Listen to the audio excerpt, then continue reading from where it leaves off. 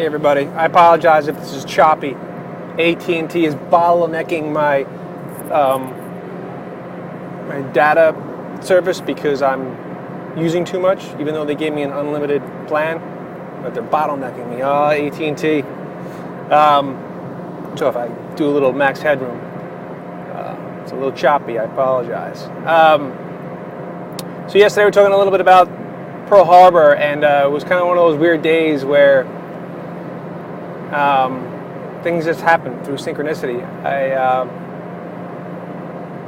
I have somebody on Facebook who is Japanese, and her parents were put in internment camps. When Pearl Harbor happened, 120,000 Japanese were rounded up and put into internment camps, and they had to sell their houses and everything, and they had to sell it for not what they were worth. And I think Bush might have just given some money for that, some reparations for that. But again, it speaks to how, again, fear made Japanese jump off cliffs because they thought Americans were horrible warmongers or something, even though they had attacked us. And then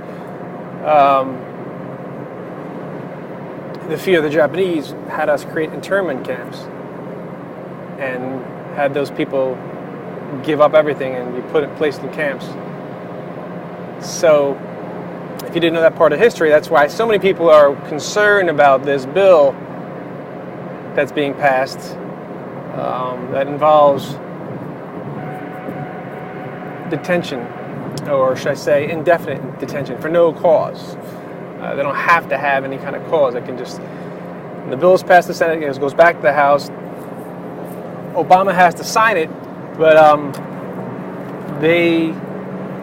I just watched something from Rachel Maddow where they showed a speech that he did yesterday, and they kind of contorted what he had to say. He was just saying they seemed to have to review what they were doing. They needed to have a better way to do what they were doing and have it written and passed by Congress. And somehow Rachel Maddow sort of twisted it into some sort of sinister thing that he was saying. But I think my take on the speech, so it's all interpretation, and again, it was cut up, so you couldn't even get the full take on the speech, was he's looking to go pragmatic. He's looking to go down middle of the road, and that's what Obama is. He is a middle of the road kind of guy. He wants both sides to work together. That's the way he was in Harvard when he was president of the Law Review, and that's the way he is as president, and people don't like it. And let's see what happens in his second term. Anyway, I got to apologize to this woman who on my Facebook, I just said, my apologies to your family for what happened. And it was great because the same day I was down at Honda getting my oil fix, and some Japanese woman was talking to me. We're talking iPhone. Somehow I got into iPhone conversation with these three women. And in your heart, you're like, man, I wish I could apologize. But instead, we talked about cases for the iPhone. And but I always feel great when I'm talking about my iPhone and giving them this app called Flipboard, which really helps people get information better in a very intuitive, very kind of friendly, fun way. And I just think more and more people are going to be doing that. So, and it was just December 8th, 1980. I remember John Lennon getting shot and killed. And I don't think I knew what big a deal it was till years later. And even today, to me, it's even bigger because I look at him as one of those guys. If you don't know the story of John Lennon, would do all sorts of outrageous things to try to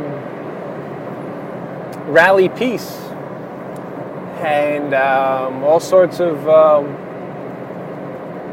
what I call performance art pieces with his wife. He would do. Imagine him on Twitter. Imagine him on Facebook. Imagine him on the apps he could build. Imagine what his what his imagination, and of course his great song Imagine, but imagine what John Lennon would do today. So listen to his music and be inspired by him, and people can try to ruin his legacy about whether he was a good father or a bad father, but he certainly had a spirit toward peace, and he certainly probably could have moved people. And I love to imagine what it would be like for him to be alive today, because nobody else is walking in his spirit.